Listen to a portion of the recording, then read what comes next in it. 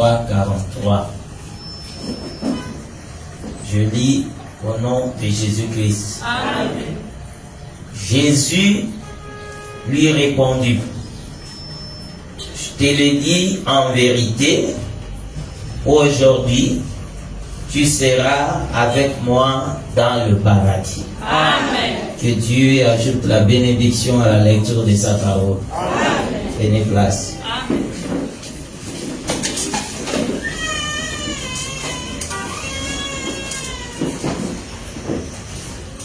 Je vous salue au nom merveilleux de notre Sauveur Jésus-Christ. Amen. Est-ce qu'il y a la joie? Amen. Effectivement, il doit y avoir la joie. Oui. Et moi, je suis dans la joie parce que ça fait un bon bout de temps que je n'ai pas vu mon frère Ernest. Amen. Et aujourd'hui, le Seigneur a fait grâce qu'il soit avec nous. Amen. J'ai toujours dit, c'est un bon frère. Que Dieu vous bénisse. Amen. Le reste, on va en parler après. Mais il faut seulement comprendre que c'est un bon frère. Amen. C'est comme ça dans les églises des saints. Nous sommes appelés à nous témoigner les uns les autres. Amen. Alors, nous bénissons le Seigneur une fois de plus parce que dans cette réunion, il est là pour nous parler. Amen. Et la parole de Dieu nous permet de comprendre sa pensée. J'ai toujours dit, quand Dieu dit qu'il t'aime, la première des choses qu'il va te donner, ce n'est pas d'abord le matériel. Parce que les gens limitent Dieu au matériel. En réalité, Dieu est au-delà de ça. Quand Dieu dit qu'il aime quelqu'un, la première des choses que c'est Dieu doit lui donner, c'est sa parole. Amen. C'est-à-dire, Dieu donne sa parole à l'homme qu'il aime. Pourquoi? La parole de Dieu, c'est sa pensée. Maintenant, quand il te donne sa parole, ça veut dire que tu es aimé de Dieu. Maintenant, le reste, lui-même, il te donnera parce qu'il t'a donné déjà son cœur. Donc, c'est lui qui nous a donné son cœur, c'est Dieu. Bien aimé, un homme ne pourra jamais donner son cœur à sa femme. Moins encore une femme donner son cœur à l'homme. C'est seulement une expression. Mais dans la réalité comme ça, c'est impossible. Mais celui qui a accepté de donner son cœur, parce que la Bible déclare que je vous ai donné tous les conseils de Dieu. Ça veut dire que Dieu nous a donné son cœur. Et la Bible déclare, là où il y a ton trésor, c'est là où sera ton cœur. Amen. Les trésors de Dieu, c'est sa parole. C'est-à-dire que nous avons le cœur de Dieu avec nous. C'est ça l'assurance que Dieu nous a donnée. Alors chacun de nous doit savoir et connaître pourquoi il est sur la terre. Parce qu'il y a des gens qui ne connaissent pas pourquoi ils sont sur la terre. Mais toi, tu n'es pas comme ces gens-là. Tu dois connaître pourquoi tu es sur la terre. Et qui nous parle de la raison d'être sur la terre, c'est le frère Pierre. Notre bien-aimé pasteur Pierre. Qu'est-ce qu'il va dire dans 2 Pierre chapitre 2? 2 Pierre.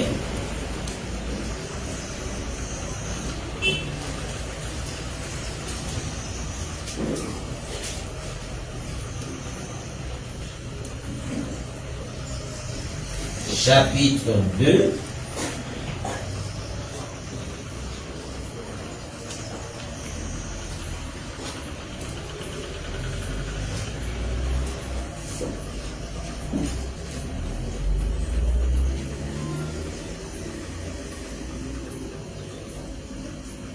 Commençons à partir du verset 2 Pierre chapitre 1, le verset, nous commençons à lire à partir du verset 3. 2 Pierre chapitre 1, le 3e verset. Je lis au nom de Jésus-Christ. Amen. comme sa divine puissance nous a donné tout ce qui contribue à la vie et à la piété, au moyen de la connaissance de celui qui nous a appelés par sa propre gloire et par sa vertu, lesquels nous assurent de sa part le plus grande et plus précieuse promesse, afin que par elle vous deveniez participants de la nature divine, en fuyant la corruption qui existe dans le monde par la convoitise. Amen. Donc c'est lui qui nous a appelés, il nous a appelés pour ses vertus. C'est-à-dire que nous sommes appelés à manifester les vertus de Dieu. Vous allez remarquer que sur la terre, tout le monde bénéficie en quelque sorte de la grâce de Dieu. Que ce soit le païen, que ce soit les saints. Parce que quand le Seigneur fait pleuvoir, il ne fait pas pleuvoir seulement pour les saints, même pour les païens.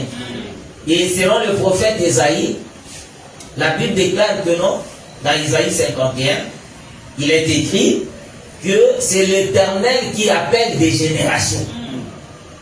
C'est-à-dire celui qui a le dernier mot, il peut dire que bon, cette génération, je ne veux plus d'elle. Cette génération passe. Et il appelle une autre génération. Ce qui veut dire qu'il est l'auteur de toutes choses. Maintenant, comme étant l'auteur de toutes choses, c'est lui qui fait du bien à tout le monde. Tu vas voir un sorcier qui sort la nuit. Il part faire ses choses, ses incantations. Le matin, il revient dans sa maison. Et après, il sort pour aller au marché acheter de vivres. La force qui lui a fait sortir de la maison pour aller acheter de vivres, c'est la force communiquée par l'Éternel. Amen. Mais la différence avec les saints est que nous nous reconnaissons de qui nous avons reçu cette force. Amen. C'est ça la différence.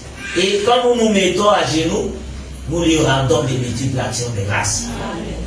Parce que nous reconnaissons sa grandeur et sa puissance. Alors nous continuons avec notre enseignement sur les 7 paroles de Jésus. Et si je peux un peu retourner en arrière quelques minutes, vous allez constater que tout ce que Dieu a fait, il les a fait pour refléter sa gloire. Amen. Et quand nous avions parlé des langages des signes, nous avions insisté sur quelque chose. Chacun de nous doit savoir que l'homme n'est pas le sujet d'adoration. Oui. Celui qui doit être adoré, c'est celui qui t'a créé. Amen. Parce que les hommes sur la terre sont des signes.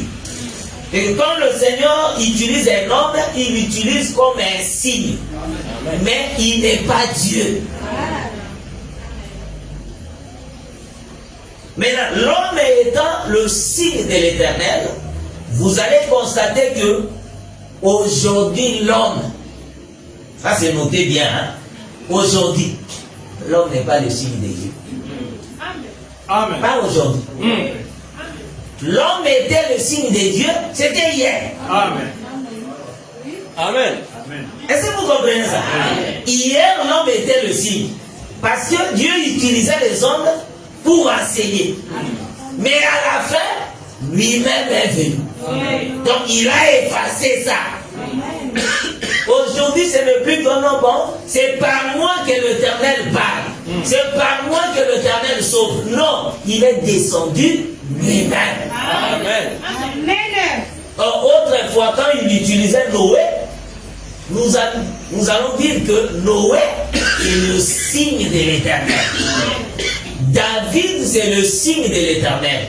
C'est pourquoi nous avions dit ici, si vous vérifiez la vie de ces gens-là, parce que nous avons l'habitude dans cet évangile de parler de l'ombre et des choses à venir.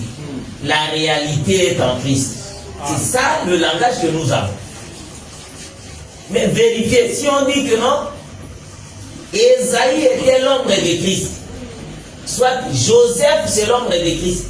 Qu'est-ce qui prouve? Il n'y a rien qui prouve. Parce que vous allez remarquer que selon l'ordre de naissance, Joseph est l'avant-dernier. Il est né d'un père appelé Jacob et d'une mère appelée Rachel. Il a ses frères. Mais là, comment nous allons dire que Joseph était l'ombre? La réalité, c'est Jésus. C'est pourquoi ça paraît comme de la folie. Quand les gens écoutent ça, ils disent, mais qu'est-ce que ces gens-là prêchent? Ce que nous prêchons, c'est la vérité. Pourquoi?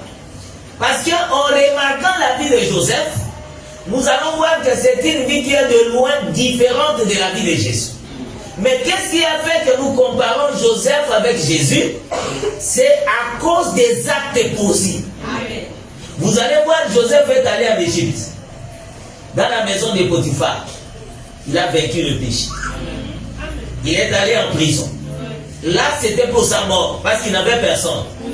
Mais il a vaincu aussi la mort en prison. À la fin, Pharaon l'a souverainement élevé. Amen. Vous voyez? Mais là, quand nous allons lire Philippiens 2, vous allez voir que le Seigneur Jésus aussi, il a vaincu le péché. Il a vaincu la mort. Et Dieu l'a souverainement élevé. Lui a donné un nom qui est au-dessus de tout nom.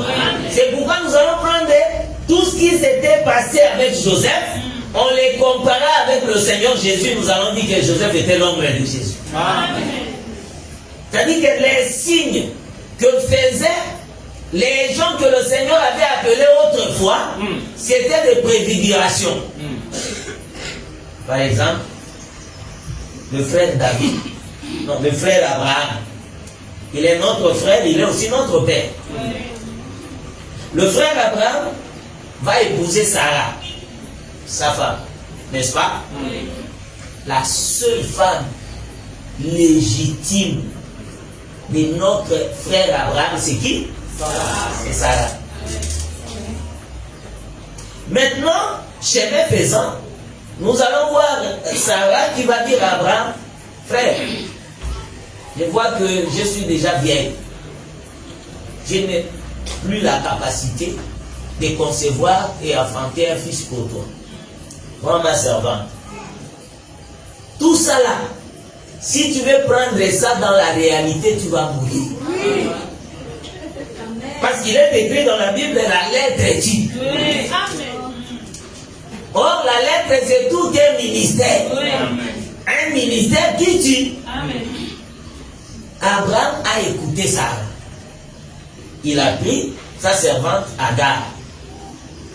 Il a fait un fils au nom d'Ismaël. Ismaël, c'est le fils d'Abraham.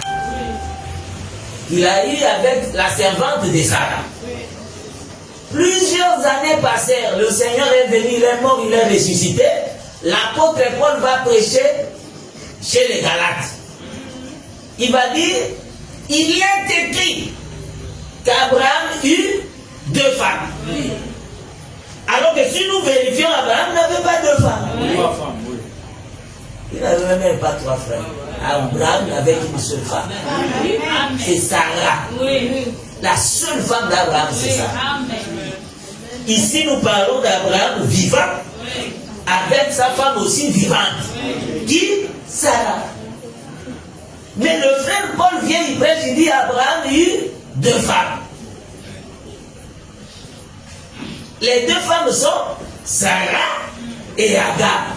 C'est comme ça que, selon ce qui est écrit, selon le frère Paul, dans sa prédication. Il dit Abraham eut 2 femmes. Maintenant, écoutez l'explication. Parce que c'était des signes. Il dit les 2 femmes sont allégoriques. L'une, c'est le mont Sinaï, et l'autre est le mont Sion. Vous voyez, les 2 femmes d'Abraham expliquent quelque chose.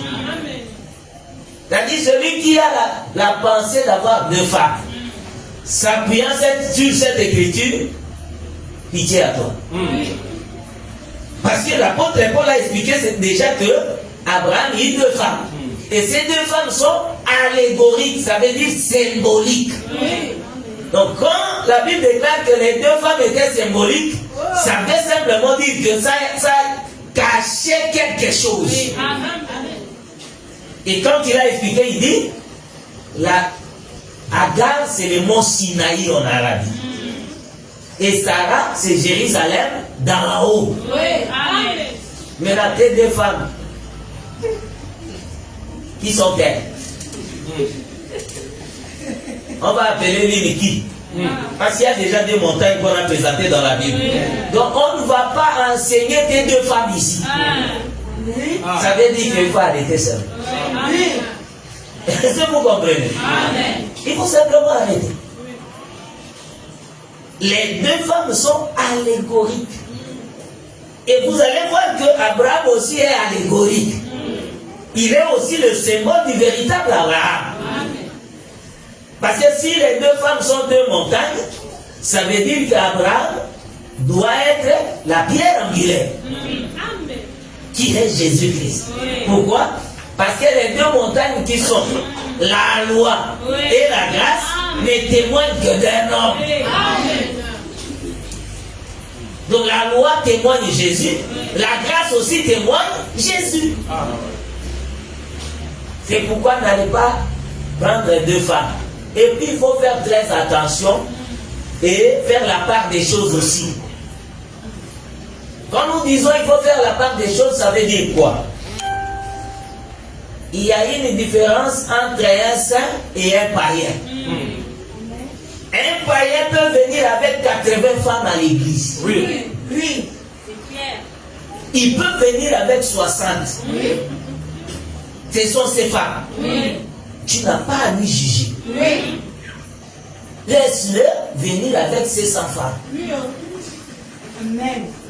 C'est l'écriture. L'apôtre Paul dit, demeure à l'état où l'évangile t'a trouvé. Amen. Quand nous disons que les polygames ne verront pas le Seigneur, ce n'est pas par rapport à ces cas-là. Il faut faire la part des choses, j'insiste. Quand nous faisons la déclaration que les polygames n'hériteront pas le royaume, ce n'est pas par rapport à un païen. Amen. Parce que quand un païen écoute l'évangile, il croit à l'évangile. S'il avait 18 femmes, il va venir avec ces 18 femmes. Aucun pasteur, aucun prophète, aucun docteur, évangéliste n'a le pouvoir de dire à cet homme que c'est pas le droit de tes femmes. Il n'a pas ce pouvoir, ni ce droit. Amen. Si l'homme qui a épousé 18 femmes trouve que non, moi, je veux servir le Seigneur, il va rester à l'église. Servir le Seigneur, mais il n'aura pas la charge à l'église. Parce qu'il n'est pas moderne. Amen. Est-ce que vous comprenez ça? Amen. Ça, c'est pour les païens qui sont venus avec leurs femmes.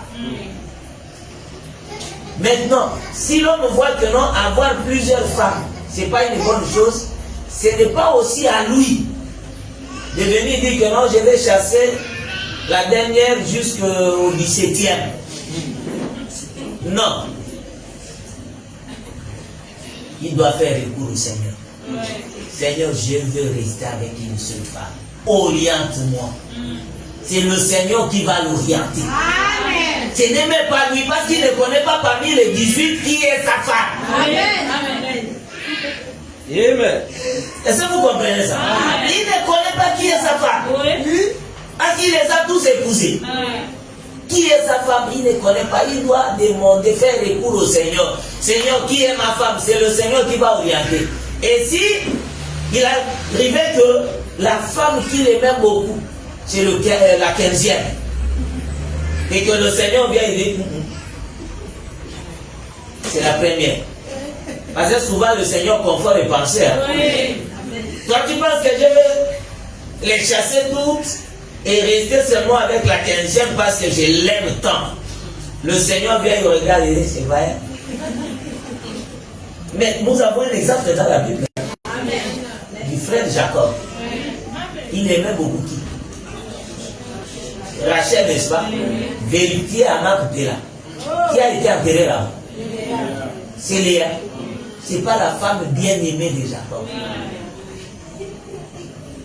Est-ce que vous comprenez? C'est pourquoi dans ces choses-là, il ne faut pas être précis. Oh non! Comme tu es venu, tu as plusieurs femmes frères. Avec plusieurs femmes comme ça. Non, non, non, non, c'est pas bon. Il faut chasser les autres parce qu'ils sont venus prendre la place de la première. Non. Si un prédicateur prêche comme ça, il ne connaît pas les choses de Dieu. Amen. Et il ne maîtrise pas la doctrine. Toi, prêche seulement l'évangile. Chacune de ces femmes-là va écouter l'évangile. Et c'est au Seigneur de toucher le cœur. Maintenant, c'est lui qui est déjà dans l'évangile, qui a une seule femme, qui veut prendre une autre femme. Ah, c'est là où l'écriture va s'appliquer. Les polygames ne lutteront pas. Amen. Vous voyez maintenant la différence? Amen. Tu as déjà une seule femme et tu veux en ajouter une autre. Là, le Seigneur ne sera pas d'accord avec toi. Comme le Seigneur ne sera pas d'accord avec toi, nous aussi les saints, nous ne serons pas d'accord avec toi. Amen. Donc, on te chasse. Amen. Amen. Et la repentance, c'est quoi? C'est lorsque tu vas te séparer de cette femme-là. C'est ça la repentance. Amen.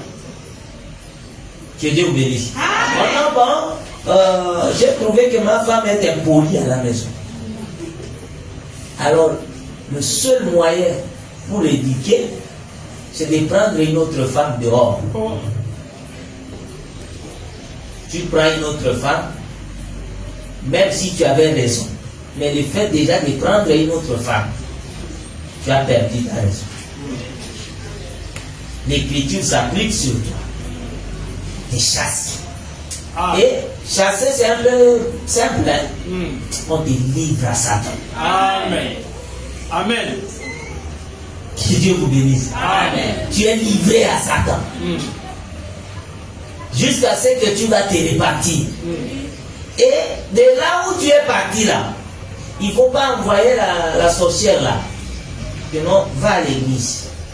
Répands-toi. Sois baptisé. Lorsque les pasteurs verront ça, ils vont me pardonner et je viendrai après. Je vais dire que non, cette femme aussi s'est repentie. Est-ce que la sanction ne peut pas être élevée? Bien aimé, on posera la question. Pourquoi tu as été sanctionné? Tu as la réponse, non? La réponse c'est quoi? C'est parce que je suis allé prendre une deuxième femme. Est-ce que tu t'es séparé d'elle? C'est ça la repentance. La repentance ne veut pas dire que non, pardonne-moi, en tout cas je souffre. Non, la repentance c'est sépare-toi d'avec cette femme. C'est ça la repentance. Aussi longtemps que tu vas demeurer comme ça, le ciel aussi est fermé.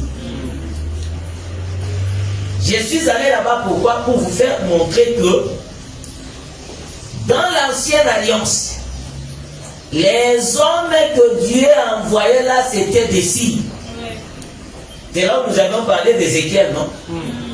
Dieu a envoyé Ézéchiel, il dit, prends le rouleau, mange. Ézéchiel va prendre le rouleau, il mange. Dans sa bouche, c'était comme du miel. Maintenant, Dieu lui dira, va parler à la maison d'Israël. Pendant qu'Ézéchiel voulait partir, le Seigneur lui dira encore, entre dans ta maison, ferme la porte. Ah! Tu m'as dit d'aller parler, mais tu me dis d'entrer encore dans la maison et de fermer la porte. Ça veut dire quoi? Il dit, tu vas rester là. Et puis Ézéchiel a fait 7 ans. Mais vous allez regarder dans la Bible, Ézéchiel chapitre 2, chapitre 3, jusqu'au chapitre 32. La Bible déclare, la parole de l'Éternel me fit adresser. La parole de l'Éternel me fit adresser. Alors qu'il est mieux. Dieu lui a dit, entre dans ta maison, ferme la porte. Tout ça là était des signes. Pourquoi? Quand est-ce qu'Ézéchiel va parler? C'est lorsque le fugitif va venir. et le fugitif va lui ouvrir la bouche, c'est alors qu'il va parler.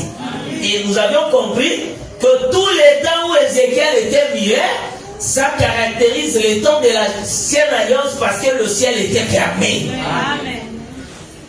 Et le Seigneur ne faisait que de signes. Voilà pourquoi les gens ne pouvaient pas comprendre les signes. Parlant de ces signes, quand le Saint-Esprit est venu, c'est lui qui a ouvert la bouche des prophètes afin qu'ils commencent à annoncer l'évangile. Et c'est ce qui se passe aujourd'hui. Vous allez voir un souverain sacrificateur dans le lieu très saint, avec les sangs, en train de faire l'aspersion cette fois sur le propitiatoire. Tu vas dire que non, il est en train de travailler. Or, lui, le souverain sacrificateur, ne fait qu'un signe. Parce qu'en réalité, les 7 fois que le souverain sacrificateur mettait le sang sur le propitiatoire, témoignait qu'il y aura un véritable souverain sacrificateur qui va venir. Amen. Mais il ne viendra pas avec le sang physique, il viendra avec son propre sang et ça sera le sang spirituel. Amen. Qui sont les 7 paroles de Jésus. Amen. Parce que le souverain sacrificateur avec les sangs, 7 fois sur le propitiatoire, c'était pour le pardon du peuple. Maintenant, le Seigneur est venu, au lieu de verser le sang, lui, il va parler. Sa parole, c'est le sang qui purifie. Amen. Pourquoi? Jean chapitre 15, au verset 3, l'Écriture dit, déjà vous êtes purs Amen. à cause de la parole que je vous ai dite. Amen. Amen. Ce qui veut dire qu'à l'église, on ne peut pas invoquer le sang. Amen. Amen. Oh non, après avoir demandé pardon, Seigneur, pardonne-nous. Maintenant, nous allons demander au Seigneur de nous purifier avec le sang. Invoquons le sang sur les chaises, sur la chair, les instruments et sur tout le monde. Bien aimé. L'objectif du sang n'était pas pour purifier les chaises, ni pour être versé sur la nourriture que nous mangeons, ni sur la route où nous marchons. Mais l'objectif du sang était pour purifier l'iniquité. Amen. Oh, la route ne pêche pas. Les chaises ne pêchent pas. C'est l'homme qui pêche. Maintenant, il a fallu que le Seigneur vienne avec son propre sang pour purifier l'homme qui a péché. Et quand il est venu, il a trouvé que le péché de l'homme datait. Parce qu'il y a des gens qui pensent que non, le péché c'est aujourd'hui. Non, c'est pas aujourd'hui. Le péché a commencé depuis la chute d'Adam. C'est pourquoi le Seigneur devait venir avec son propre sang. Pourquoi? S'il venait avec le sang étranger, il faut réaliser que depuis la chute d'Adam, toute la terre était corrompue. Même les animaux étaient corrompus. Les oiseaux étaient corrompus. À combien plus forte raison l'homme? Dieu ne pouvait pas venir avec le sang de l'homme pécheur pour purifier la terre. Il a fallu qu'il vienne avec son propre sang. C'est là où nous avons dit, la première parole de Jésus-Christ à la croix fut, Père, pardonne-leur. Donc la première parole fut le pardon. Pourquoi le Seigneur a utilisé le pardon? Parce que dans le jardin, quand l'homme a péché, Dieu était descendu.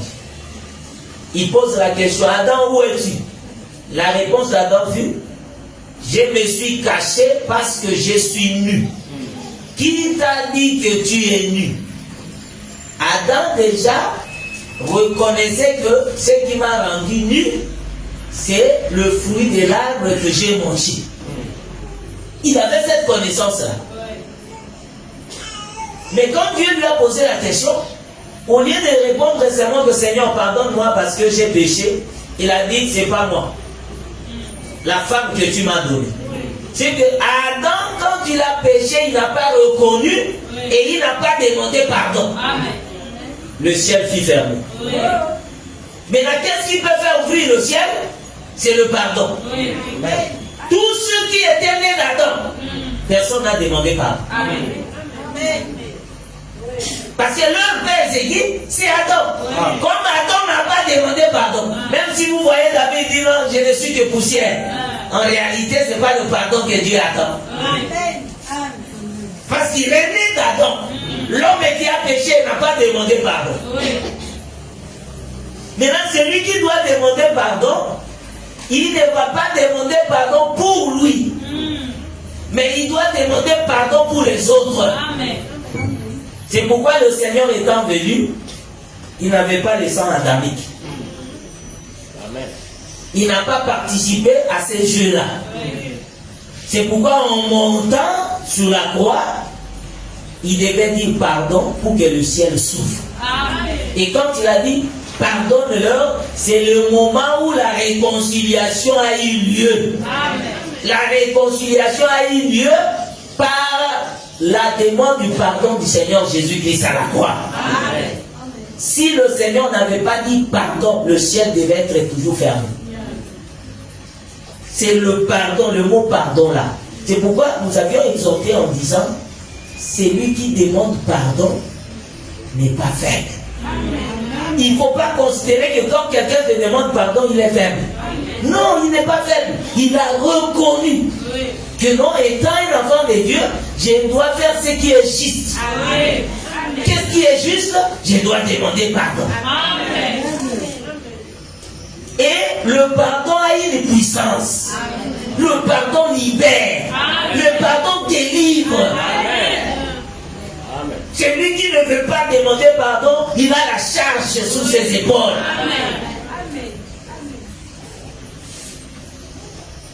Le pardon fait en sorte que la haine soit dissipée. Bien aimé, c'est lui qui a le pardon en lui, parce que moi je crois que le pardon c'est tout un homme. Si tu as le pardon en toi, tu ne peux pas haïr quelqu'un. Ah non, c'est devenu l'habitude, non? Hier, il a demandé pardon. Aujourd'hui, il demande pardon. Bien aimé. Autrefois, nous étions vendus au péché. Et c'est lui qui réclamait notre vie. C'était le diable. C'est là où nous avons lu une écriture dans 2 Rois chapitre 4. Un homme qui craignait Dieu est mort, laissant une dette. Et le créancier est venu. Le créancier a attendu seulement la mort de cet homme pour venir réclamer. Or, la Bible déclare que tous sont péchés et sont privés de la gloire de Dieu. Et le salaire du péché, c'est quoi? C'est la mort. C'est-à-dire, quand quelqu'un pêche, il est mort. Il faut que le créancier vienne. Et quand le créancier vient, il demande, non, je vais prendre les 2 fils, tes 2 enfants là, pour les faire des esclaves à cause de ma dette. Maintenant, le prophète vient. La femme dit, tu sais bien que mon mari craignait Dieu. C'est là que nous avions posé la question, comment quelqu'un qui craint Dieu peut mourir en laissant une dette? C'est qu'il y a une différence entre avoir une dette et craindre Dieu. Ce sont 2 choses qu'on ne peut pas mélanger. Au nom un, il est écrit, frère, si tu obéis, si tu respectes la parole de Dieu, tu n'en prêteras point, mais tu prêteras. C'est ça ce que les gens disent. Oh, l'Écriture ne dit même pas ça. L'Écriture dit, si tu obéis à la loi de Dieu, tu n'en prêteras pas, mais tu prêteras à beaucoup de nations. Qu'est-ce que tu as pour que la Libye vienne en prêter chez toi? Qu'est-ce que tu as? Tu es là dans ta maison, il y a le président des États-Unis qui t'appelle, il dit, frère Moghetti, en tout cas le pays ne marche plus. Nous comptons sur toi. Tu vas dire, est-ce que ça c'est Joe Biden ou bien c'est quelqu'un d'autre? Parce que c'est ça ce que l'Écriture a dit. Si tu obéis, tu n'en prêteras pas, mais tu prêteras à beaucoup de nations. Alors il ne faut pas lire cette écriture comme tu la lis là, avec tes pensées. En réalité, c'est que le Seigneur parle là, il ne s'agit pas des choses physiques. Il s'agit de l'évangile. Si tu obéis, le Seigneur te donnera la connaissance. Maintenant, les autres viendront puiser chez toi. Tu es capable de prêter aux Américains. Tu es capable de prêter aux Français, aux Chinois, parce que tu en as beaucoup. Mais quand il y a une occasion qui se présente pour emprunter, fais-le. Amen. Ce n'est pas un péché. Amen. Tu as un problème qu'il faut demander le prêt quelque part, fais-le. Amen. Tu n'as pas péché. Amen. Ceux qui ont des dettes, vous n'avez pas péché. Il n'y a pas un péché dans. Que personne ne te condamne. Tu n'as pas péché. Amen. C'est normal. Continue à servir Dieu. Mais ça deviendra aussi un péché. Quand? Lorsque tu n'auras pas la volonté de payer, ça devient un péché. Et tu peux rater le ciel.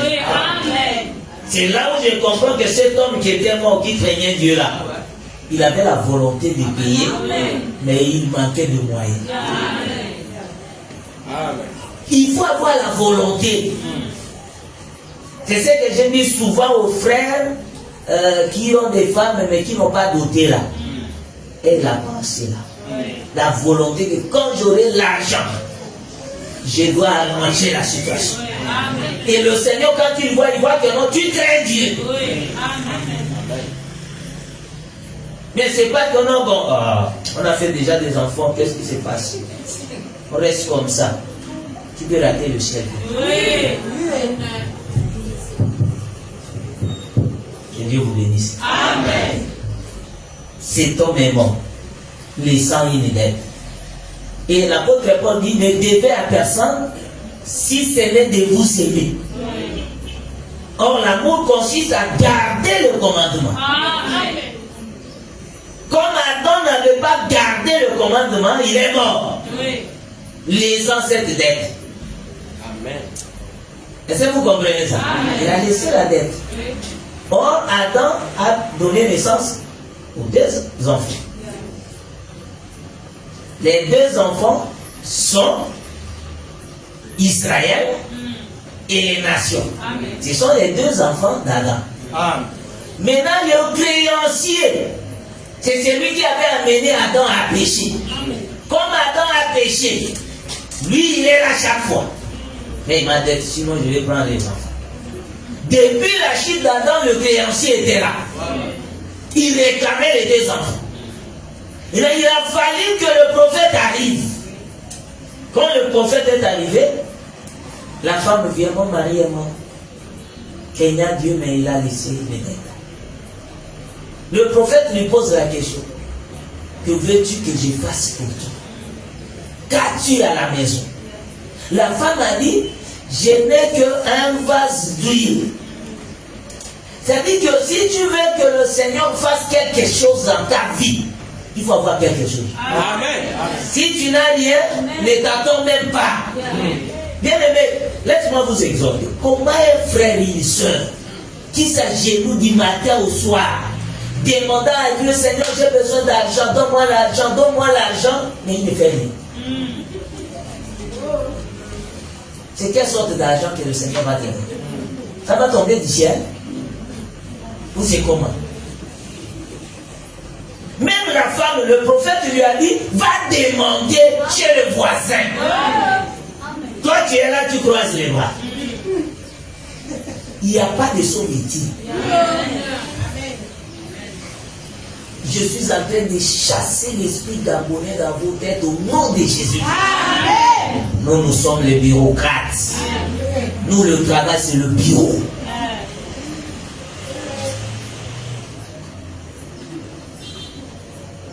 C'est pourquoi tu développes la haine.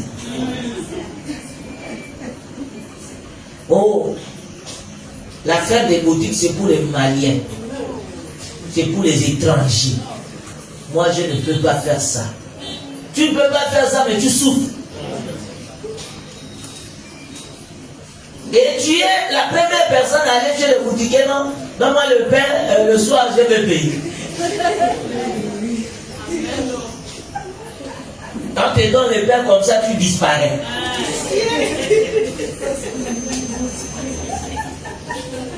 Oh non, je ne peux plus passer par là parce que quand tu me verras, tu vas m'interpeller que non, tu me dois.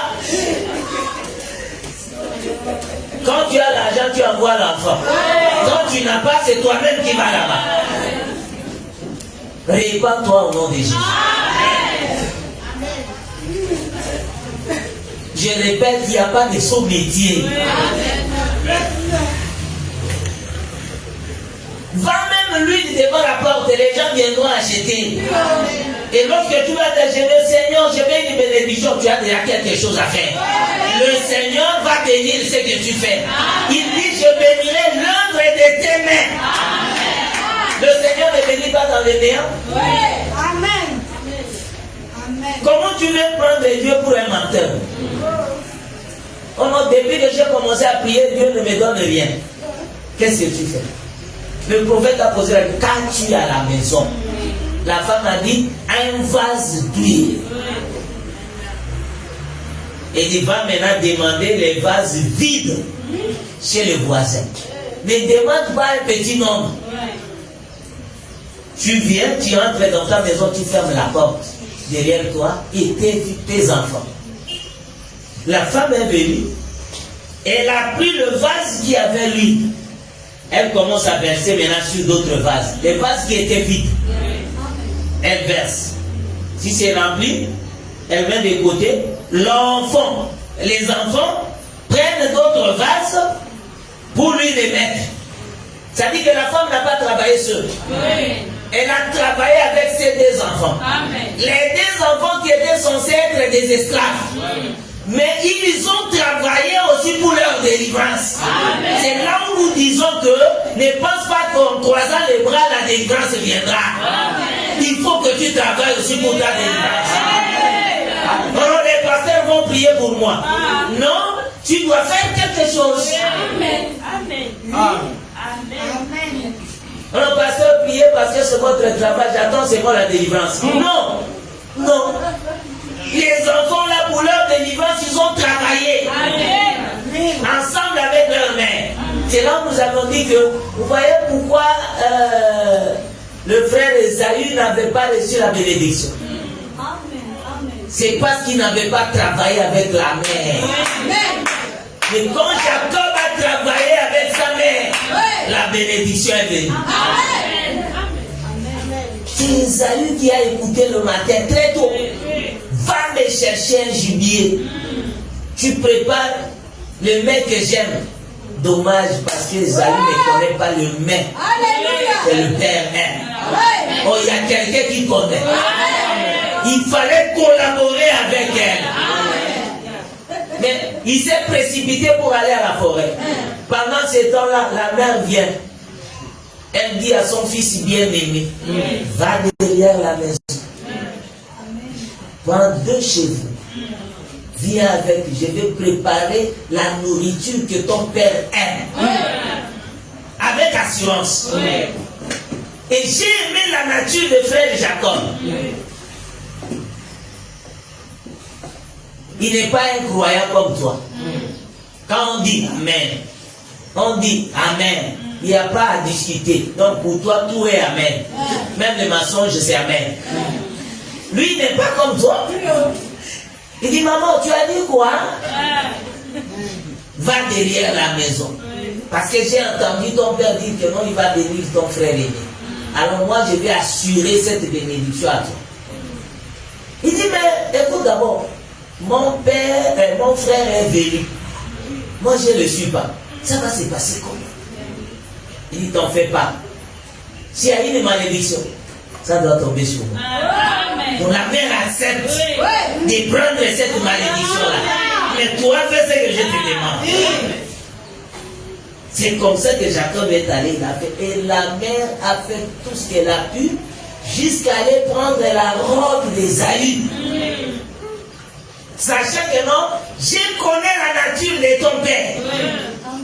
Il peut manger, mais avant de lâcher la bénédiction. Il doit faire ainsi. Alors je connais déjà toutes ces choses. Prends la robe.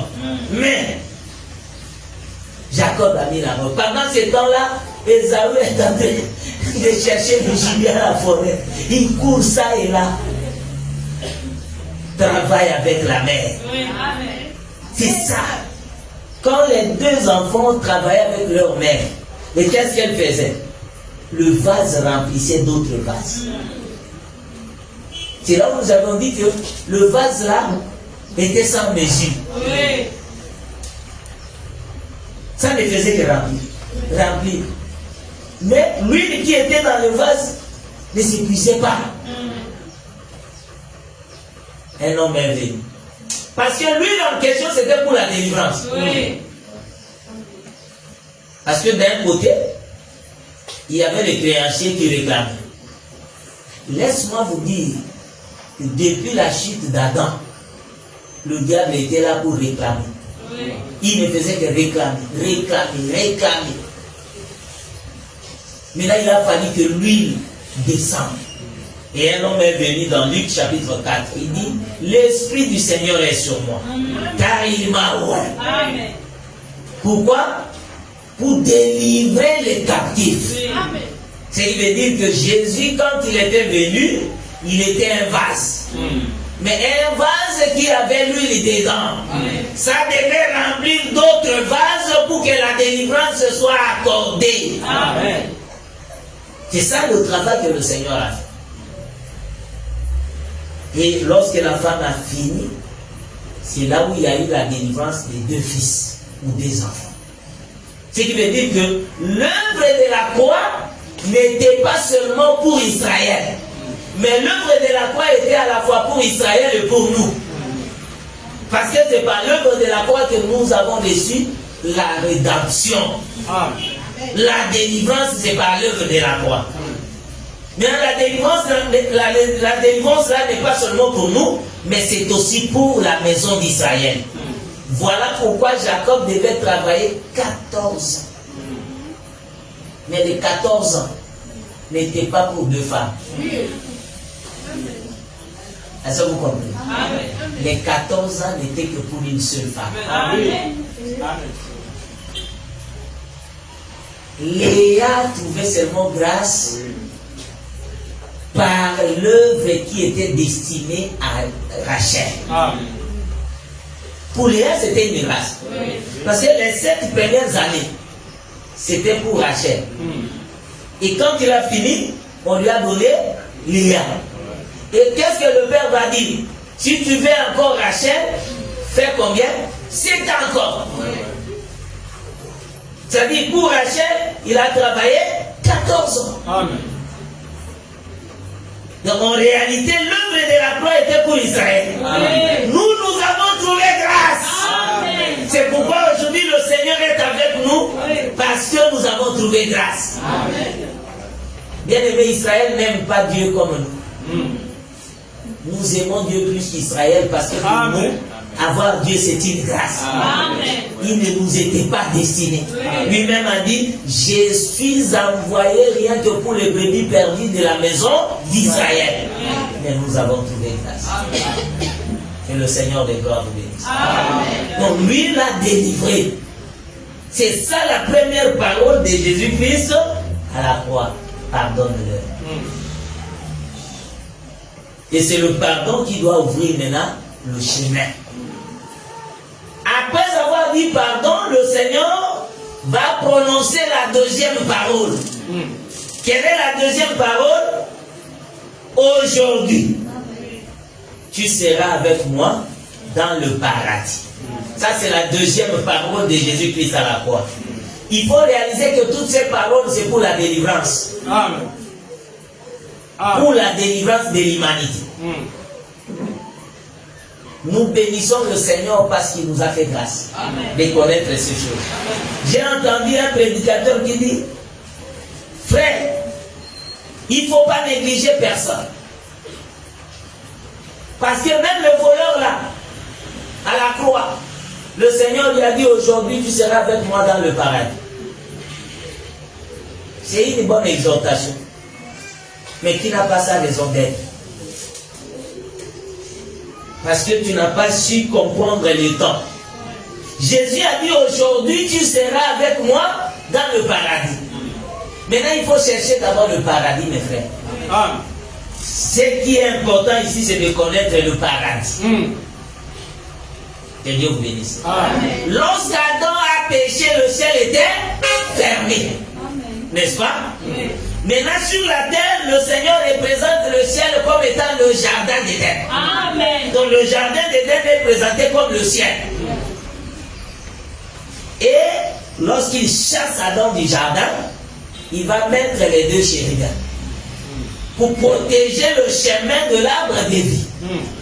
C'est-à-dire que les deux chérubins, leur rôle était de barricader le ciel. Personne ne pourra rentrer au ciel. Donc vous êtes là pour veiller. Ils étaient deux. Amen. Oui. C'est-à-dire si tu veux rentrer, c'est au prix du sang. Amen. Il faut que tu verses ton sang. Parce que les deux chérubins, ils ont besoin de sang. S'ils ne boivent pas le sang, ils ne vont pas laisser la route ouverte. Ils sont là, ils attendent le sang. Maintenant, depuis la chute d'Adam, personne n'était capable de donner son sang. C'est pourquoi le jardin était fermé. Amen. Adam pouvait regarder à distance. Il dit, est-ce qu'ils dorment ou bien ils sont encore... S'ils dorment, je peux même profiter de passer de l'autre côté. Bien aimé, ce sont des êtres supérieurs. Et ils ont le pouvoir parce que c'est le Seigneur qui les a octroyé ce pouvoir-là. Laisse-moi vous dire que les deux chérubins étaient la présence de Dieu lui-même. Amen. Ils étaient là, ils ont fermé la route. Personne ne peut rentrer. Chaque jour avec l'épée. Tu vas rentrer par où? Ah, j'aime le frère Jean.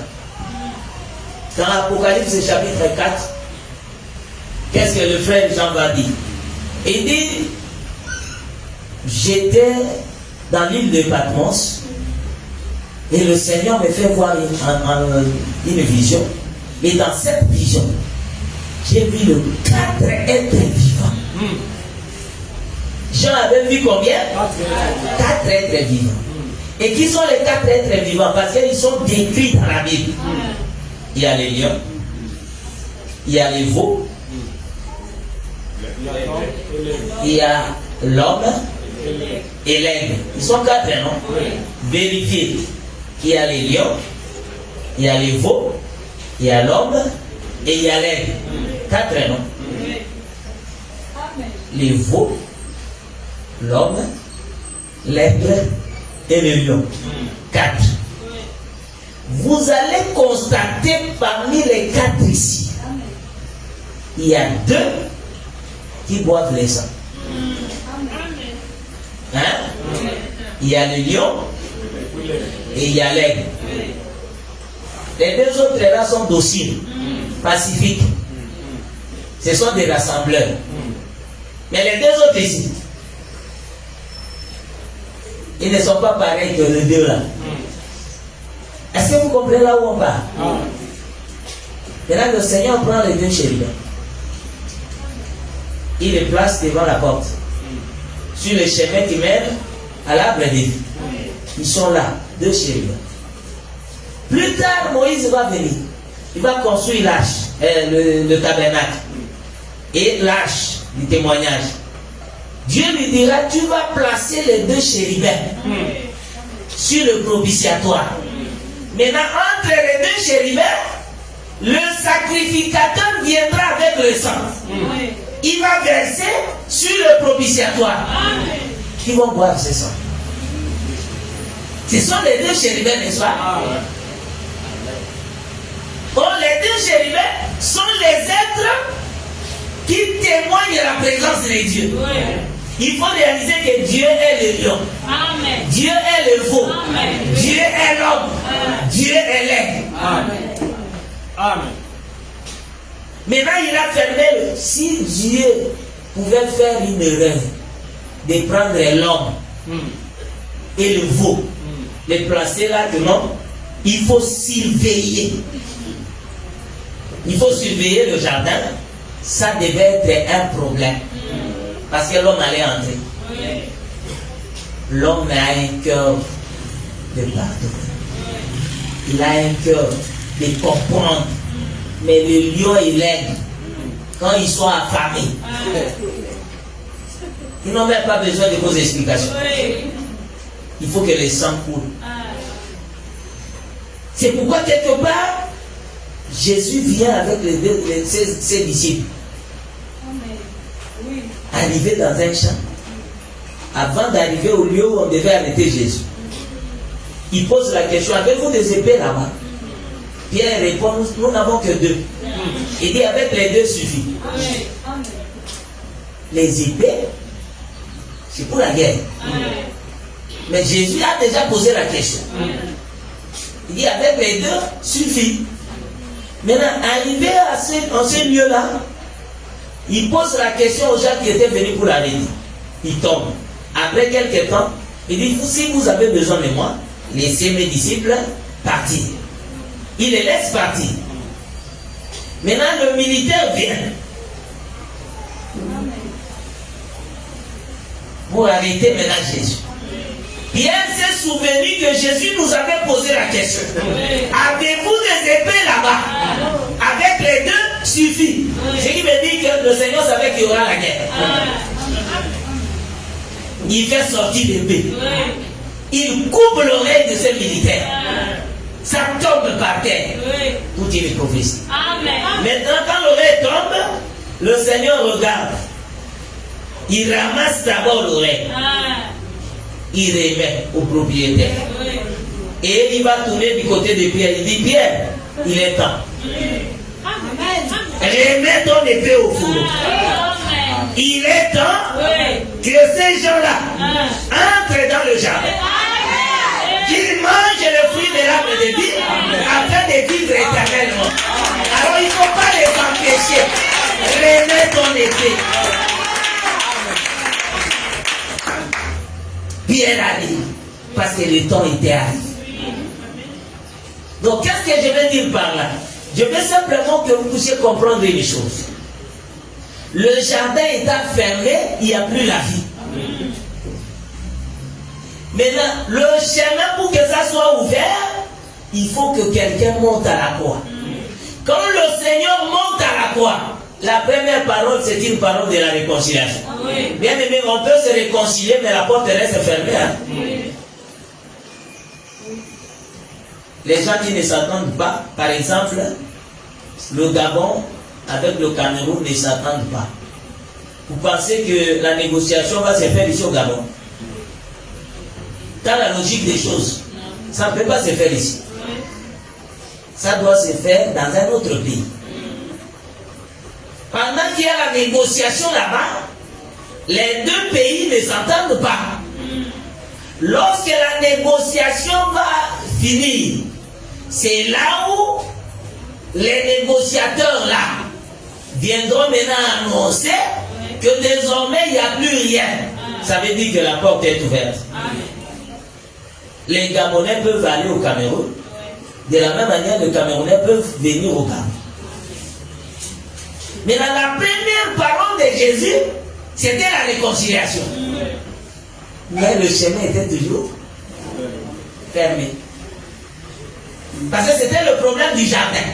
Le ciel, le paradis. Le paradis, c'est le délice de Dieu. Là où il y a le délice. Mais là, c'était fermé. Qu'est-ce qu'il fallait? Il a fallu que ça s'ouvre et que l'homme se retrouve dedans. Maintenant, le Seigneur a déjà dit, Père, pardonne-leur. Maintenant, comme le Seigneur a pardonné, qu'est-ce qui reste?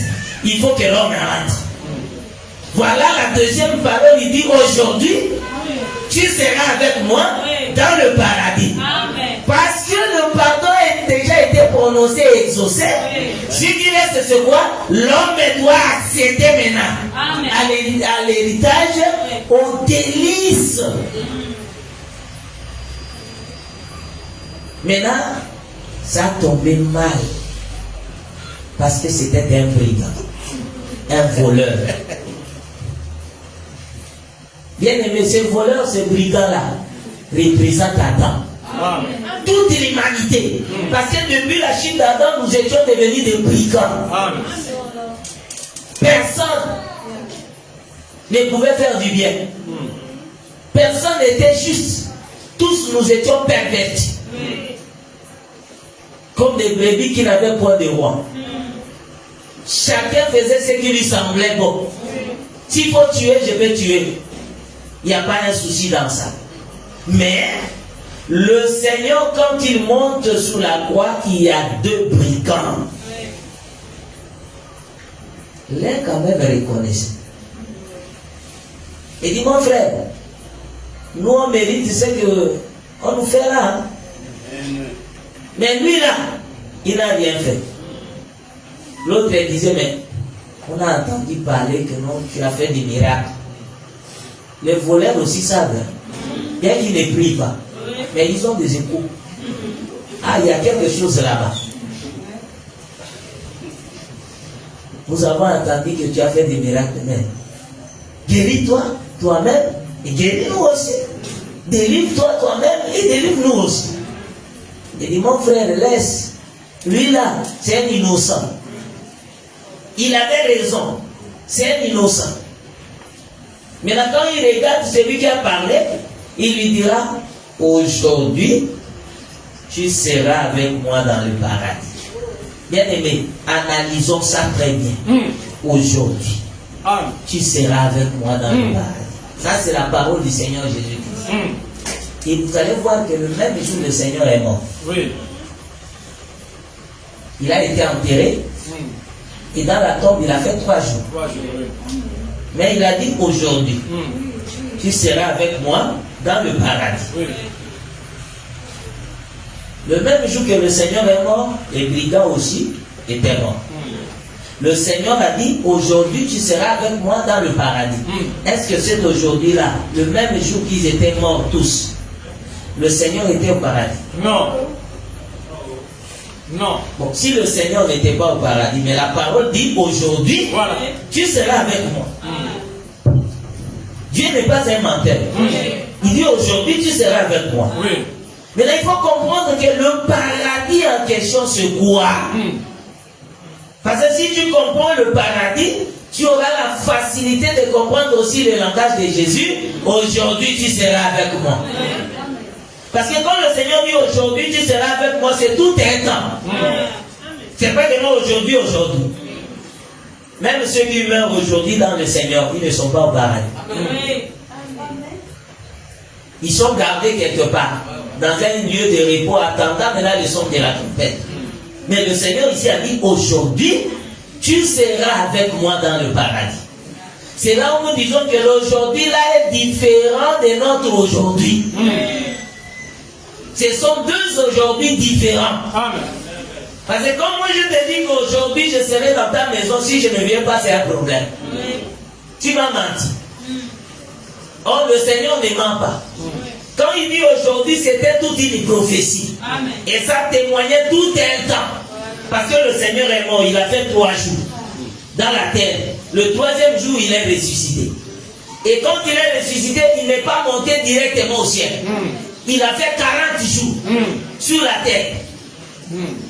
Après les 40 jours, il est monté. Si on te pose la question, le Saint-Esprit est venu après combien de jours? D'une manière générale, depuis la résurrection de Jésus, ça fait 50 jours. Mais en réalité, quand le Seigneur est ressuscité, il n'était pas monté.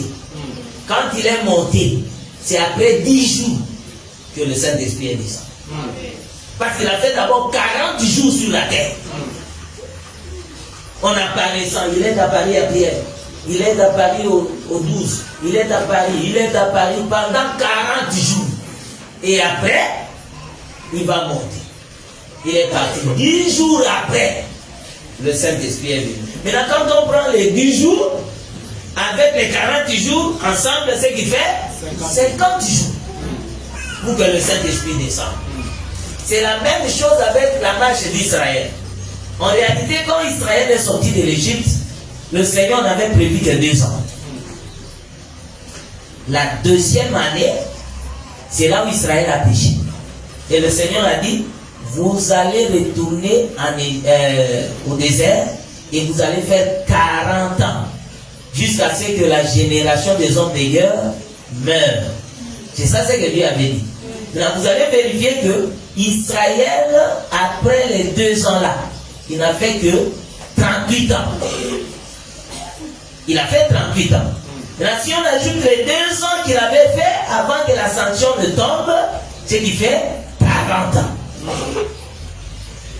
Et ça, c'est ce qui s'est passé avec le Seigneur. Il a fait d'abord 40 jours sur la terre, il est monté.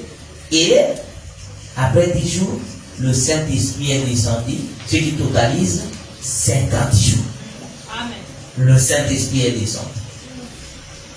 Maintenant, vous allez constater que tous ces temps-là que le Seigneur faisait ce mouvement-là, il y avait cette parole. Aujourd'hui, tu seras avec moi dans le paradis.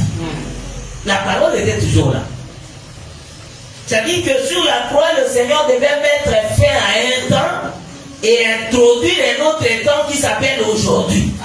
Aujourd'hui, c'est tout un temps. Et la Bible déclare, si vous entendez sa voix, n'endurcissez pas votre cœur. Parce que si vous endurcissez vos cœurs, le paradis restera fermé. Donc, pour que le paradis s'ouvre, il faut que le cœur aussi s'ouvre. Il faut que le cœur se répande. Une fois qu'il y a la repentance, le paradis s'ouvre. Et le paradis en question, c'est ce que le frère Pierre a prêché dans 2 Pierre.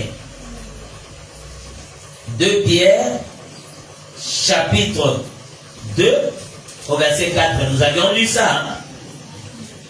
2 Pierre, chapitre 2, le verset 4. Qu'est-ce que le frère Pierre dit? J'ai lu au nom de Jésus-Christ. Commençons au verset 3. Par cupidité. Là, est-ce que quelqu'un peut lire ça là? Frère Arnaud, lis-nous ça, 2 Pierre chapitre 2, verset 3 à 4. Ah. Par cupidité, ils trafiqueront de vous au moyen des paroles trompeuses. Eux que les menacent depuis longtemps la condamnation, et dont la ruine ne sommeille point. Car si Dieu n'a pas épargné les anges qui ont péché, mais si les a précipités dans les abîmes de ténèbres et les réserve pour le jugement. Ça c'est 2 Pierre. 2 Pierre 2. 2 Pierre chapitre 1, verset 3. 2 Pierre 1, excusez-moi, 2 Pierre chapitre 1, verset 3. 2 Pierre 1, verset 3. Comme sa divine puissance nous a donné tout ce qui contribue à la vie et à la piété, au moyen de la connaissance de celui qui nous a appelés par sa propre gloire et par sa vertu, lesquels nous assurent de sa part les plus grandes et les plus précieuses promesses, afin que par elles, vous deveniez participants de la nature divine, en fuyant la corruption qui existe dans le monde par la convoitise. Amen. Donc vous voyez ici, on nous a dit, nous devons participer à la nature divine. Maintenant, pour participer à cette nature, qu'est-ce qu'il faut? Il faut fuir la convoitise. Fuir tout ce qui est mal. Et quand nous fuyons tout ce qui est mal, cette parole de Jésus s'accomplit qu'aujourd'hui, tu seras avec moi dans le paradis. Ici, on nous a présenté le paradis comme la nature divine. C'est-à-dire, quand quelqu'un quitte la première nature, il entre dans la deuxième nature, qui est la nature divine, c'est ça le paradis. Amen. Donc, c'est quelque chose qui se fait chaque jour. Oui. Quand quelqu'un écoute la parole et qu'il la met en pratique, c'est-à-dire il change de nature. Amen. Il se révèle de la nature divine, une nature qui va lui permettre de garder la foi. C'est ça ce que le Seigneur a dit. Aujourd'hui, tu seras avec moi dans le paradis. Être avec le Seigneur dans le paradis ne veut pas dire que non. Aujourd'hui, bien que tu étais brigand, tu étais qui que ce soit, alors comme le Seigneur a dit, le voleur a trouvé grâce d'entrer au ciel. Même jusqu'aujourd'hui, allez visiter là-bas. Il n'y a aucun voleur. Il n'y a pas de voleur là-bas. Ni de brigands. Il n'y a que le Seigneur seul. Et laisse-moi vous dire que cet homme s'était réparti. S'il ne s'était pas réparti, le Seigneur n'allait pas dire aujourd'hui, tu seras avec moi. C'est-à-dire que si nous prenons cette parole par rapport à ce qui s'est passé depuis la chute d'Adam, le ciel était fermé, le chemin était barricadé. Maintenant, il a fallu un homme pour venir ouvrir ce chemin-là. L'homme qui est venu ouvrir le chemin, c'est Jésus. Voilà pourquoi, après avoir ouvert le chemin, il va dire aujourd'hui. C'est aujourd'hui, tu seras avec moi dans le paradis. Ça englobe tout le monde depuis la chute d'Adam. Amen. Amen. Est-ce que vous comprenez ça? Amen. Les Noé, les Enoch, tous ces mondes-là. Quand le Seigneur a dit aujourd'hui tu seras avec moi dans le paradis, c'est qu'il les a appelés tous afin qu'ensemble ils puissent participer à la nature divine. Amen.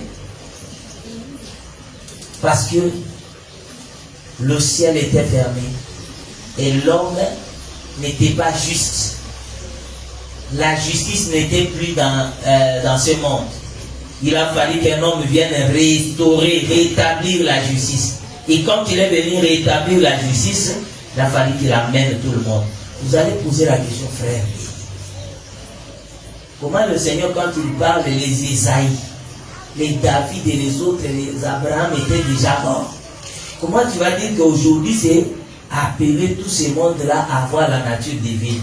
C'est une parole prophétique. Car le pasteur Pierre dit, dans 1 Pierre 3, il dit, quand le Seigneur est descendu dans les régions inférieures, qu'est-ce qu'il était parti faire? La Bible déclare qu'il est parti prêcher les esprits en prison. Amen. Ceux qui étaient incrédules depuis le temps de Noé. Amen.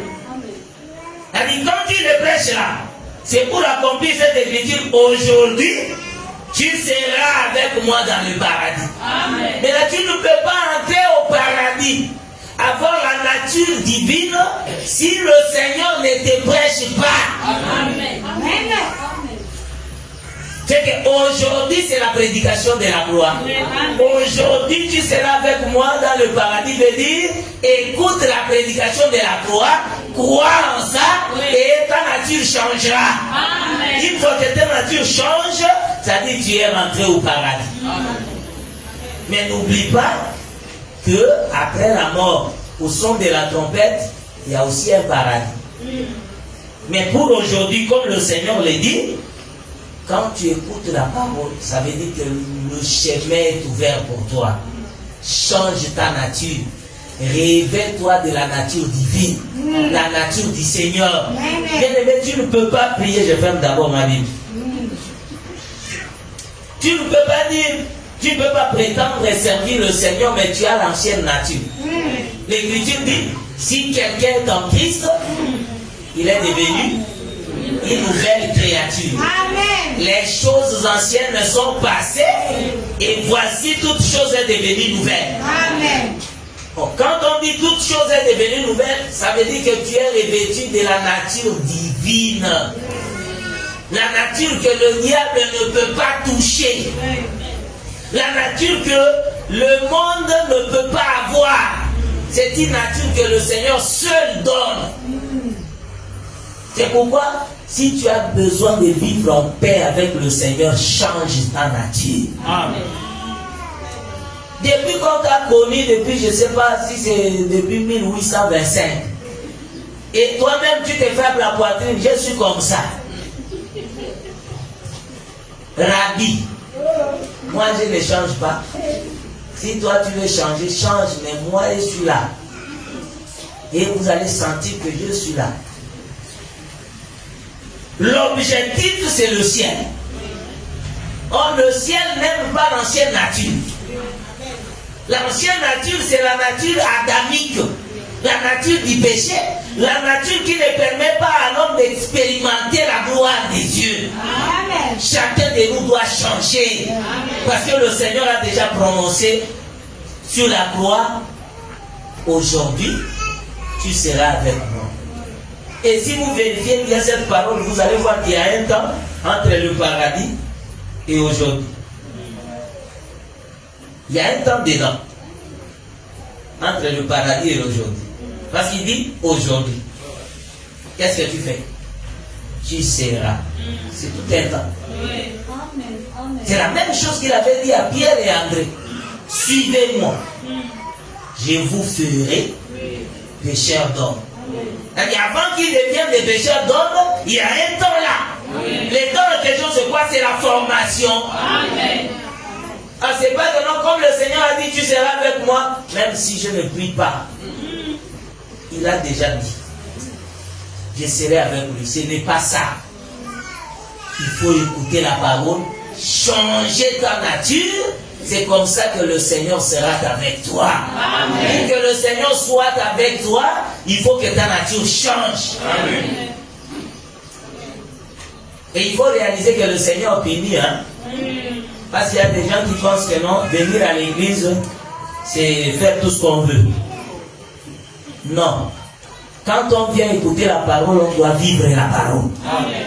Et quand on ne vit pas la parole, le Seigneur ne sera pas d'accord avec toi. Et ceux que le Seigneur a établis ne seront pas aussi d'accord avec toi. Les saints aussi ne seront pas d'accord avec toi. Nous ne sommes pas ici pour acclamer le mal. Tu fais le mal, les autres acclament. C'est pas ça. Amen. Dans la parole de Dieu, il faut savoir que tous, nous sommes mesurés par la même mesure. Amen. Que ce soit les prédicateurs ou les fidèles. L'objectif est la crainte de Dieu. Vivre la parole. Et c'est ce que le Seigneur attend de nous. Ne dis pas que non, moi je ne suis pas prédicateur, parce qu'il y a des gens comme ça. Je profite de cette occasion pour ouvrir un couloir. Il y a des gens qui disent que moi je ne suis pas chanteur.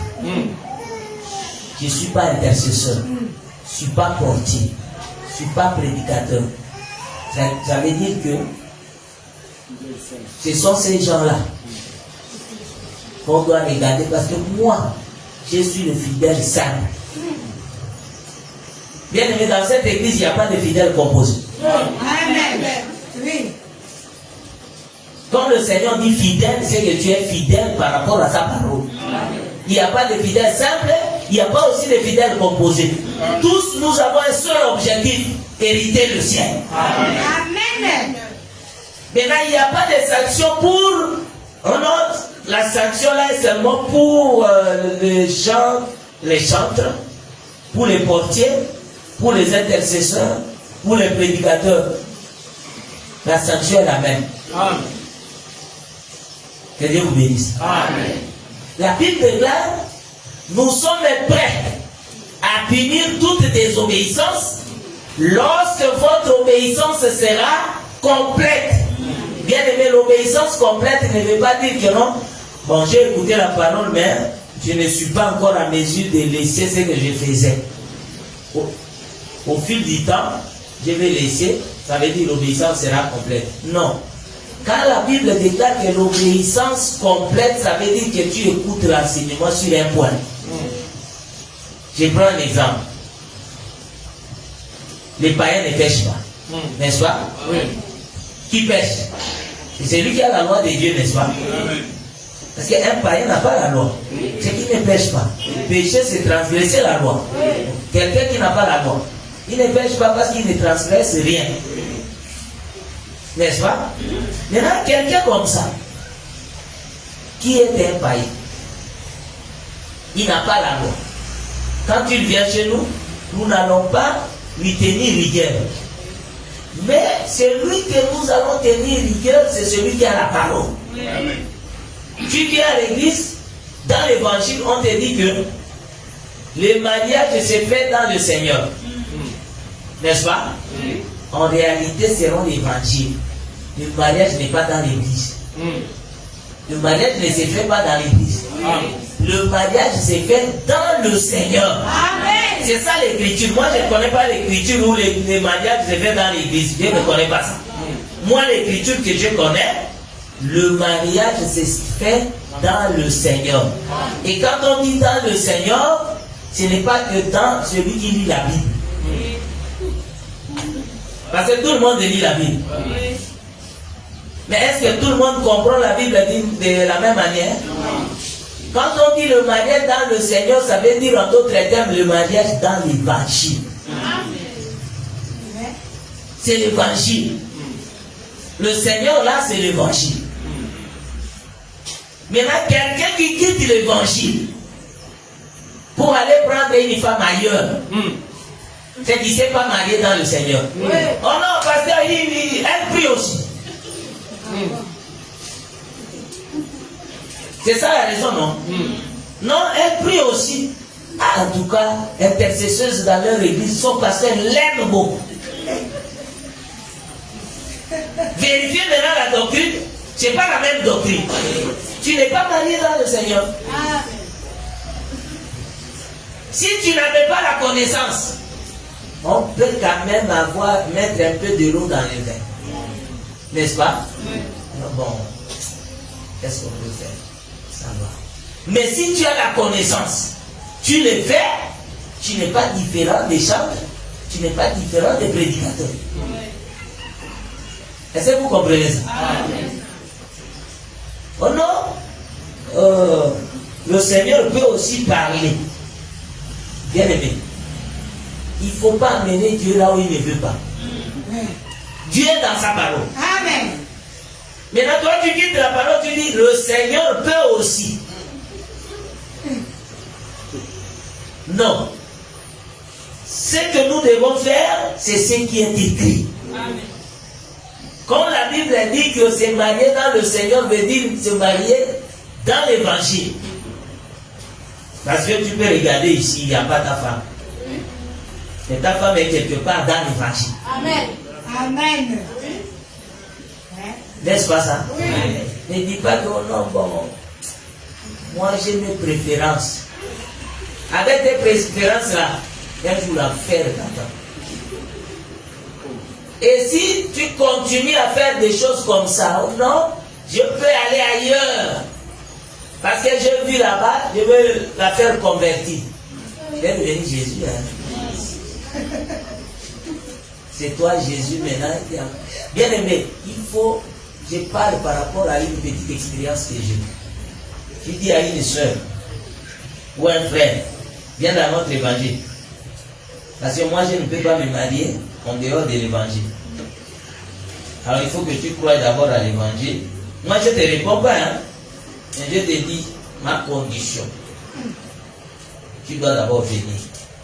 Tu crois qu'il est venu là-bas pour l'évangile? C'est comme une brebis qu'on amène à la boucherie. Va te faire baptiser. Viens gêner 3 jours. Même si ça lui fait mal. Va gêner. Lorsque tu regardes, et puis il va faire ça en exagération. Pour seulement attirer ton attention que non, en tout cas, je suis converti. Et quand tu regardes, tu dis, vraiment, c'est comme ça. Et puis, il peut faire semblant. Hein. Il fait 3 mois, il ne te dérange pas. Il dit, oh, j'avais oublié, qu'est-ce qu'on avait dit à l'église? C'est toi maintenant la référence pour les questions de l'église. Qu'est-ce qu'on avait dit là-bas? Parce que quand on a donné le communiqué, j'étais un peu hors de moi-même. Non, on avait dit, c'est à quelle heure? Et puis, moi, je dois être là, attends. Demain, il faut me rappeler. Donc, il a oublié l'histoire des dragues là. Quand tu regardes comme ça, il dit, ah, ça c'est vrai. Et lui, il est en train d'observer. Il va dire, non, là, il n'a plus de doute. Il s'approche. Bon, est-ce qu'on peut reprendre à zéro? Quand toi, tu vois comme ça, il dit, oui, tu es devenu déjà frère. Lui, il connaît ce qu'il fait. À la fin, il va manifester sa nature. Amen. J'étais allé là-bas, c'était seulement pour t'avoir. Maintenant que tu es là, je vais te montrer qui je suis. C'est comme ça. Et si tu t'entêtes, Samson viendra te prêcher. Et dit, mes frères, j'ai entraîné même mes parents pour aller chez le Philistin. Je me suis marié légalement, officiellement. Mais qu'est-ce qui m'est arrivé à la fin? J'ai perdu mes yeux. Et même la vie. Les parents sont venus récupérer seulement le corps pour aller enterrer. On ne joue pas avec les païens, ils sont païens. Comme tu écoutes là, ils sont des païens. Et ils font les choses des païens. Amen. Ne pense pas qu'il va te comprendre. Tu pleures comme ça, il dit arrête avec les larmes des crocodiles. Et ça te fait encore très mal. Là, tu es en train de te dire si je savais. Mais c'est déjà trop tard. Le temps est là de bien te décider. Et j'aime dire à nos soeurs, ne dessinez pas les hommes idéaux. Oui.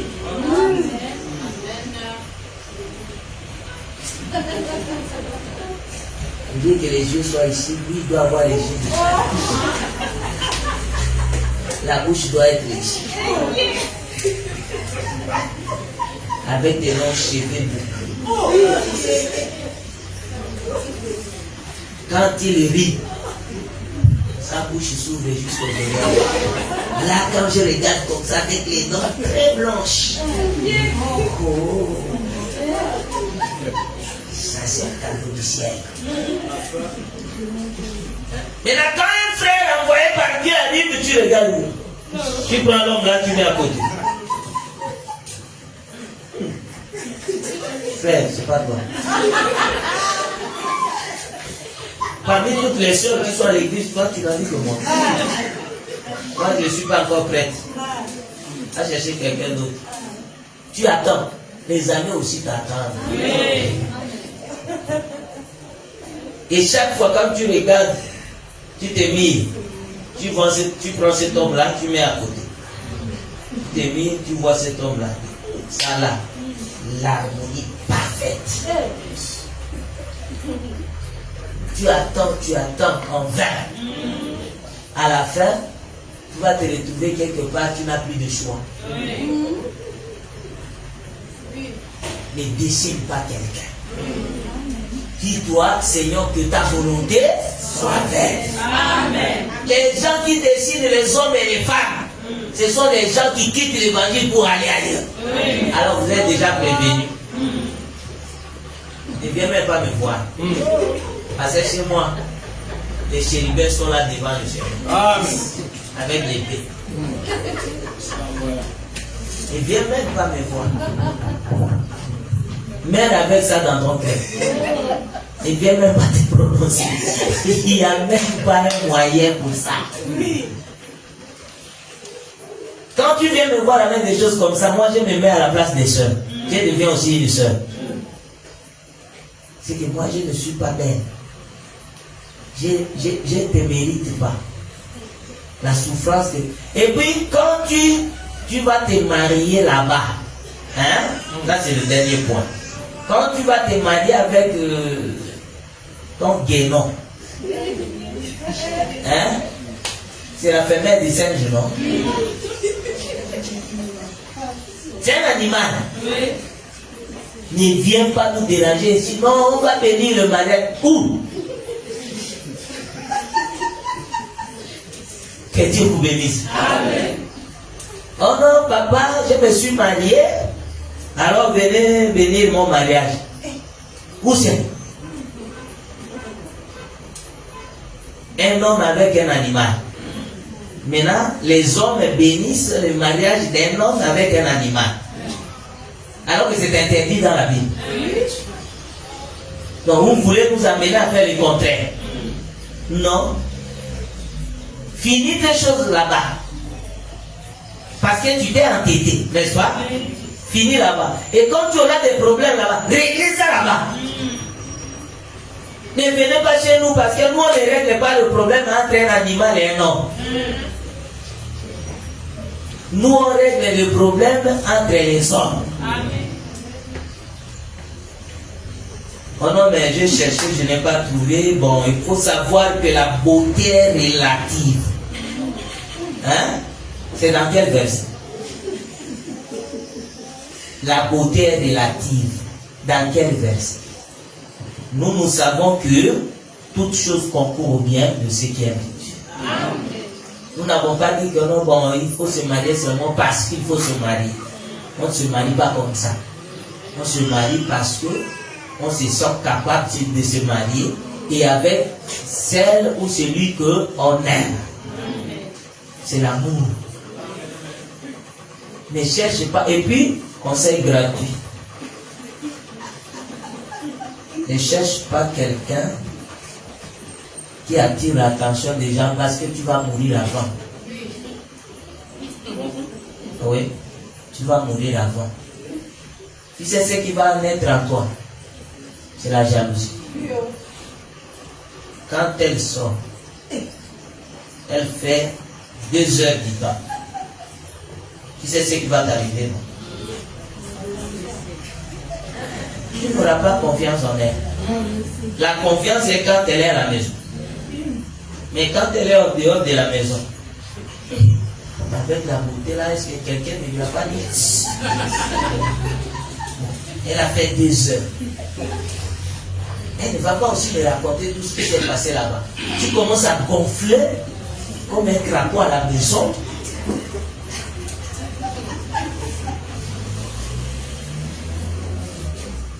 Bonjour. À la place des bonjours. Mais t'entraîner comme ça, d'un côté tu vois que non, si je lui crie fort, peut-être elle va me quitter pour aller chez cet homme-là. Je parle d'une manière un peu douce. Ah, mais toi-même. Hein? Mais ça te fait très mal. Mais tu ne peux pas parler comme tu pensais. Pourquoi? Parce que... Non. Bien aimé. Il faut faire attention à certaines choses. Que la parole soit ton modèle. Amen. C'est ça, c'est que le Seigneur veut. Ta nature doit changer. Et la nature qui change doit t'amener à vivre la parole. Que le Seigneur de gloire vous bénisse sur les choses.